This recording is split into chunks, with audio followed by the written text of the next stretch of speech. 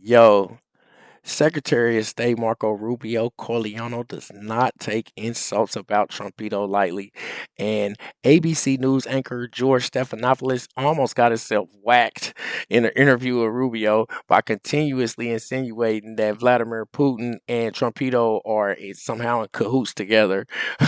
My name is Marcus Russell. This is the Marcus Russell Show. Watch how Marco Rubio Corleone handled this fat goalie, George Stephanopoulos, after he insinuated that President Trump is a dictator. Forget about it. He's lucky, Marco Corleone didn't put his feet in cement. But he handled this situation perfectly for the family. Yo, make sure you hit that like and subscribe button. Let's get right to the video. Bringing the Secretary of State, Marco Rubio. Mr. Secretary, thank you for joining us this morning. Has there been any contact with President Zelenskyy since Friday? Well, I haven't had any contact with him since Friday. We have plenty of contacts with him, though. Plenty. I mean, he met in the last 10 days. He's met with the Secretary of Commerce. He spoke to the president on the phone, met with the Secretary of Commerce, met with me, met with the Vice President, met with our special envoy, and then was invited and came over on, he wanted to come over on Friday to sign this commercial deal. It didn't happen. So there's been plenty of contact with them. I've talked to the foreign minister several times, not since then. And we'll see moving forward. I think the last line in the president's Truth Social post is the one to focus in on, and that is, we'll be ready to re-engage when they're ready to make peace, which is clearly what the president's goal is here. He's trying to get Russia to the table to see if there's a way to bring about an end to this conflict. That's his goal. That's his only goal. That's his centralized focus. And, hopefully we'll get to a point where that's possible. The British Prime Minister said this morning that the United Kingdom and France are working on a peace plan with Ukraine to present to the U.S. Do you know where things stand with that plan? No, I've talked to both of the foreign ministers of France and the UK yesterday, and I explained to them sort of the events leading up to what you saw on Friday. Look, I think what's really important here is to understand the dynamic. Saying there's this horrible war. It's been going on for 3 years. It is a bloody stalemate, a meat grinder type war, and he wants it to end. How does it end? It's very simple. The only way it ends is if Vladimir Putin comes to a negotiating table. And right now, President Trump is the only person on earth who has any chance whatsoever of bringing him to a table to see what it is he would be willing to end the war on. Now, maybe their claims or what they want, their demands will be unreasonable. We don't know, but we have to bring him to the table. You're not going to bring him to the table if you're calling him names, if you're being antagonistic. That's just the president's instincts from years and years and years of putting together deals as someone who's in business. And that's the only Well, way here. let me just stop you there for 1 second. Why is it a war with no end in sight? Why is it okay to call President Zelenskyy a dictator, but not, as you say, call Vladimir Putin names? Listen, we've spent 3 years calling Vladimir Putin names. That's not the point. The point that we're at now is we're trying to get the man to a table, the Russians. And I've said from the very beginning, maybe they don't want a deal either. We don't know. But we haven't talked to them in 3 years. But maybe they do. The point is, do we want to make... I would ask everybody this. If there are no negotiations, what is the alternative? Another 4 years of war, another 3 years of war, in which the United States and Europe continues to pour billions of dollars into a war in Ukraine? Is that the alternative? I've asked every foreign minister I meet with, tell me your idea of how this turns out. Most don't have a plan. A few have said, well, let's give them another year of fighting. A year from now, a year later, after another year of death, another year of destruction, then maybe Putin will be ready to negotiate at that point. That doesn't sound like a good plan to me, and it certainly is not a plan the president's on board with. It's not just about getting people to the table. It's about keeping agreements that are made. And that was one of the points that President Zelenskyy was making in the Oval Office on Friday, is that Vladimir Putin has not kept the agreements that were made in the past. Wasn't he right about that? But that was with Joe Biden. That wasn't with Trumpito negotiating the deal. What is moving forward is the question, not the past. No one here is claiming Vladimir Putin is going to get the Nobel Peace Prize this year, or that he should be the man of the year of the Humanitarian Association. What we're arguing here is he has a very large country. They're in full war footing. They're cranking out weapons now at a war footing pace. And we need to figure out, is there a way to get them to stop the war? And the only way you're going to do that is to get Russians engaged in negotiations, something the Europeans haven't been able to do, the Biden administration wasn't able to do or didn't even try. That's the goal here. It's that simple. Can we try to sit with them and figure out whether there's anything, what are the Russians' demands? Under what conditions would the Russians be willing to stop this war? And as I said, we don't know what those are because we haven't talked to them in 3 years. And then the whole time Zelensky was like, "Yo, I'm not making a deal with him." How you just gonna say you're not gonna make a deal? The singular goal here is to try to bring about an end to this conflict, and it begins by getting them to the table. Ultimately, like any truce, like any peace agreement anywhere in the world, those things will have to be enforced, they'll have to be enduring, there'll have to be safeguards put in place. Everybody understands that. But it begins with the first step, and that is engaging them to see if it's even possible. Because if it's not possible, then what we're looking at is a protracted stalemate with thousands of people dying, billions of dollars pouring in, and more death and destruction. And that's not something the president wants to be a part of. He's made it very clear. Aren't those talks feasible only if the United States is willing to also provide security guarantees to Ukraine? That was the point that President Zelensky was also making in the Oval Office. Well, the security guarantees, which I actually like to call deterrence of a few, is all contingent upon there being a peace. Everybody's saying security guarantees to secure the peace. You first have to have a peace. We don't even know if the peace is possible. And this was understood by the Ukrainians. It was explained to them repeatedly. And that is, here's our strategy. We're trying to get Putin to a negotiating table. Let's not rehash. Everyone knows the history here, the back and forth.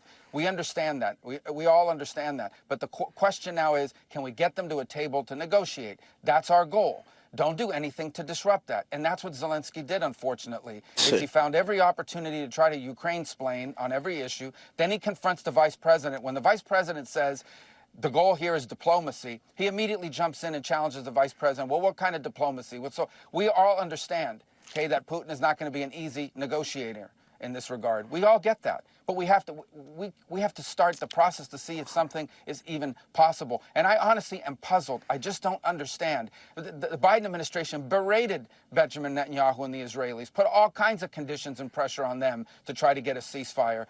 In this particular case, we've been nice by comparison. And all we're trying to do here is figure out whether a peace is possible. All these other things that people keep bringing up, that'll have to be a part of a negotiation. Right now, there is no negotiation. Shouldn't we at least try to see if there is a way to end this war in a way that's acceptable to both sides and is enduring and sustainable? How is that a bad thing? I really am puzzled why anyone thinks that trying to be a peacemaker is a bad thing. It's only a bad thing when it's Donald Trump trying to do it. When it's President Trump, it's absurd to me. Well, even some of your Republican allies are puzzled by the steps that President Trump has taken to placate Vladimir Putin. I want to bring up a post that Lisa Murkowski. Well, which ones? What steps has the president taken to placate? Let me show you what Lisa Are we arming the Russians? Are we providing economic assistance to the Russians? Have we given the Russians $180 billion? Please let me ask you the question. Get him, This Marco. is Lisa Murkowski, and here's what she says. This week started with administration officials refusing to acknowledge that Russia started the war in Ukraine. Doesn't matter. It ends with a tense and shocking conversation in the Oval Office and whispers from the White House that they may try to end all U.S. support for Ukraine. I know foreign policy is not for the faint of heart, but right now I am sick to my stomach as the administration appears to be walking away from our allies and embracing Putin, a threat to democracy and U.S. values around the world. Those are not my words. That's Senator Lisa Murkowski. What's your response? Well, yeah, we're a free country. People have a right to these opinions. I would just say to you, what have we done to placate the Russians? The only thing we've done is say, are you guys willing to talk about peace? I say the same point. We're not giving them. We haven't given them. You voted with North Korea and Russia and Russia and Belarus in the United Nations and against our Western allies. No, let me tell you. All right. So do you know what the United Nations resolution was? I'll tell you if you want to hear what it was. It basically said this has been a horrible war. It's time for it to end. The job of the UN is to bring about peace in the world. I thought that's what the UN was created to do, to stop wars and to prevent them. And that's what the resolution did. Was it antagonistic towards the Russians? No. Back to the point. But it also didn't praise the Russians. All it said is, this is a bad war. It needs to end. And by the way, at the Security Council, which has not been widely reported, the first resolution on Ukraine that has passed the Security Council in 3 years, passed this week because of the leadership of President Trump, and it's a resolution that says, bad war needs to end, let's bring the two sides together. That's what the resolution is. Again, what is the United Nations for? Isn't it not a forum to promote peace in the world? And shouldn't we all be happy that we have a president who's trying to stop wars and prevent them instead of start them? I just don't get it. I really don't, other than the fact that it's Donald J. Trump. If this was a Democrat that was doing this, everyone would be saying, well, he's on his way to the Nobel Peace Prize. This is absurd. We are trying to end a war. You cannot end a war unless both sides come to the table, starting with the Russians.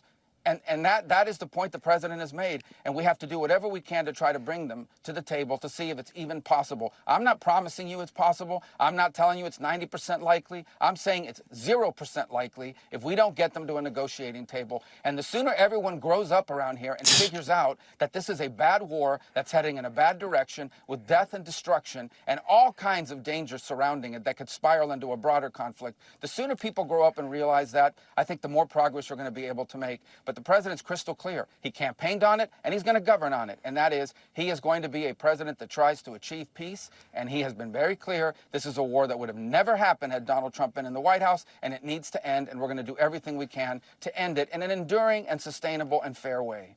You said in your confirmation hearings that Russia will have to make concessions to get a peace deal. What concessions do you expect them to make? Well, why would I say that on a news broadcast? That's what negotiations are about. That's the Fool. problem here. Again, everybody's. This is not a messaging exercise. Okay? This is, can they get to a table? And then there's hard work to be done. You're absolutely right. I'm not telling you this is an easy peace deal. The Russians will give you a 30-minute lecture on the history of Ukraine and this, that, and the other. The Ukrainians have their own point of view. There's no doubt about it. But what peace deal in the history of the world has ever been easy? That's the hard work of diplomacy. That's exactly what the vice president was alluding to.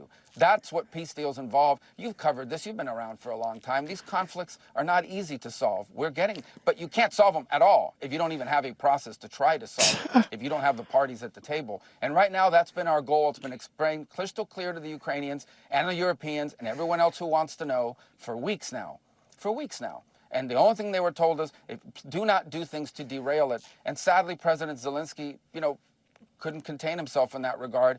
I hope this could all be reset. I hope he comes to the realization that we're actually trying to help his country here before it suffers thousands of more casualties. 3 million people have already left Ukraine. Are they ever going to be able to come back? He's got Ukrainians being held prisoner, including children, on the Russian side. Why is any of this good for anybody? And the argument that we're going to just keep it going forever, that's absurd.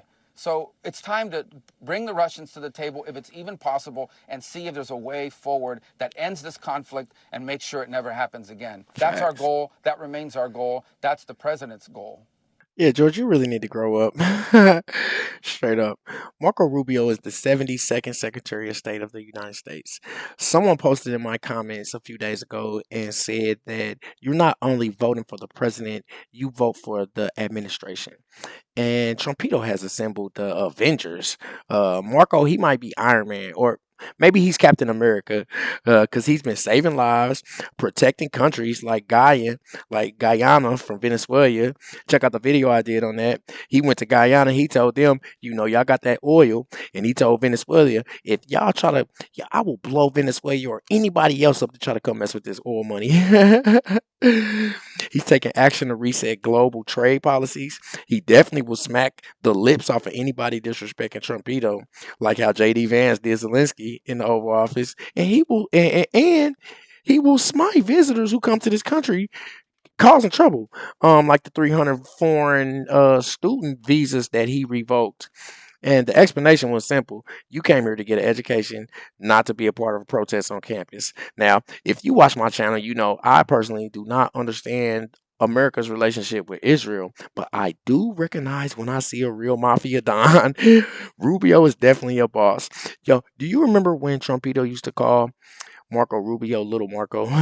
Well, now he goes by Big Rubio. And just like George Stephanopoulos found out, he effed around and found out. Hey, look, he has a history of taking strong stances against leftists, news anchors, next leftist politicians, and entire countries if they need the encouragement. He will give you that encouragement. So you Democrats need to take notes unless you want to get your feet put in some concrete. Yo, tell me what you think in the comments. My name is Marcus Russell. This is the Marcus Russell Show. Make sure you hit that like and subscribe button. Until next time.